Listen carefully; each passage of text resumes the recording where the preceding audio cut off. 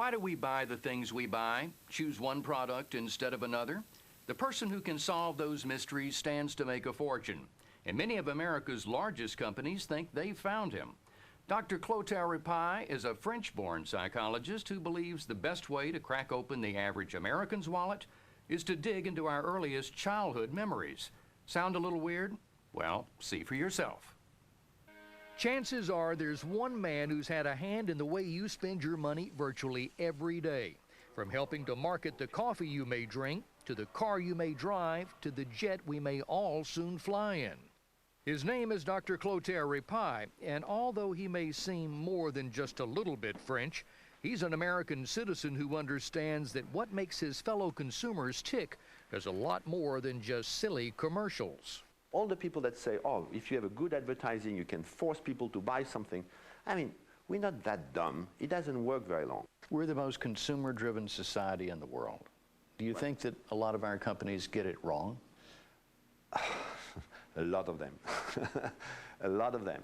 Rapaille advises his corporate clients that to be successful in the marketplace, what they really have to do is appeal to our earliest emotions. That's his specialty, helping open our wallets by divining what he calls our first imprints. What I mean by imprint is... First memory. Yeah, the first time you create the mental structure in your brain. When you're still in that formative 1 to 3 year old stage? It varies because it depends what. For example, when you are 2-year-old, you imprint coffee for the first time. Interesting. Because 2, you don't drink coffee. So what do you imprint? The aroma. Aroma triggers fond memories of home for Americans, so in the late 1980s, Rapaille helped the makers of Folgers build an entire marketing campaign around that notion because he believed the best way to sell coffee was to actually sell memories of coffee. It's a concept that's withstood the test of time, and ever since, Rapaille's fingerprints can be found all over the American marketplace, often in ways that you may not see, but you can certainly feel. Founding the quicker picker-upper. Take selling something as simple as paper towels. Our intellect may tell us that quicker picker-upper cleanliness is all that matters, but Rapaille's guidance to Procter & Gamble was to lose Rosie the waitress and use Mom at home instead to appeal to a woman's primal instinct to take proper care of her family. And his work isn't just all about advertising. Companies will sometimes build their products based in part on his discoveries. Recognize this? Daimler Chrysler found that American women want a warm, safe feeling from their cars, while many men are attracted to something with a tougher look. So with a little help from Rapaille, the PT Cruiser was born. You know, and I know some people look at this and just say, it's ugly. That's why some people love it, some people hate it. Nobody is neutral. And that's a good thing? That's perfect. That's exactly what we want. We want the intensity. Tapping into such intensity is Dr. Rapaille's calling. He's a psychologist and anthropologist who earned his PhD in his native France and who came to America more than 25 years ago not to analyze patients, but to psychoanalyze consumers. He says he was drawn to this country because of what he calls its adolescent culture.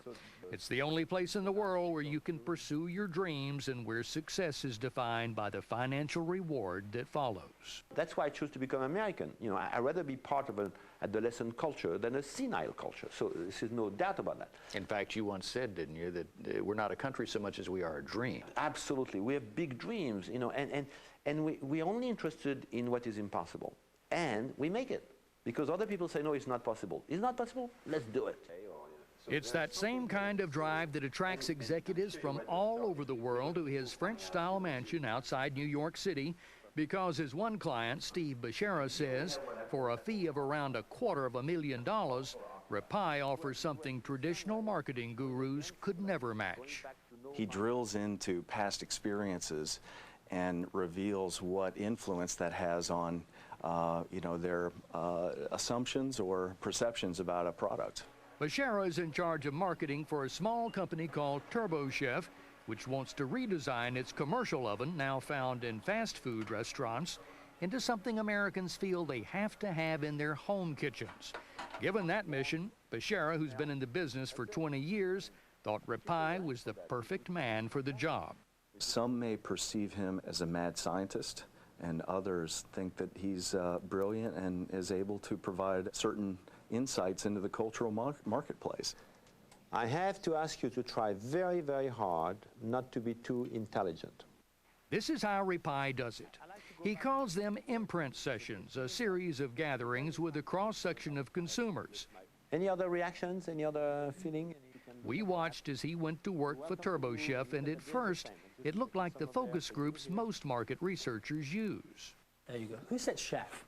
But it soon turned into something far different. He watched from behind a one-way mirror while everyone was asked to recall memories of growing up around the kitchen. Rapaille wanted only to strip away their conditioned responses and get them ready for the most important part of the sessions, the last hour, where no focus group ever goes. He calls it discovering the reptile. 3 brains: the cortex, the limbic, and the reptilian. The cortex is intelligence, and I don't care. The limbic is emotional and is complex. The reptilian is the key, and that's where I want to go. Rapaille believes our reptilian brain, that part that drives our primal need for survival and comfort, always wins when deciding what to buy. And to discover that, he takes away the chairs and takes everyone on a trip down Freudian Lane.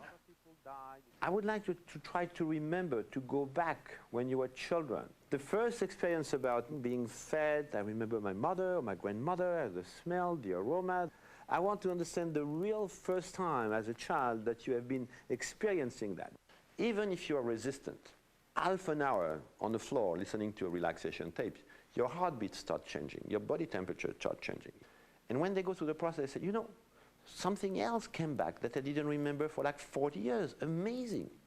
The point of all this is to find the hot button that makes us want a product. Rapaille calls that the code, like the word aroma for coffee.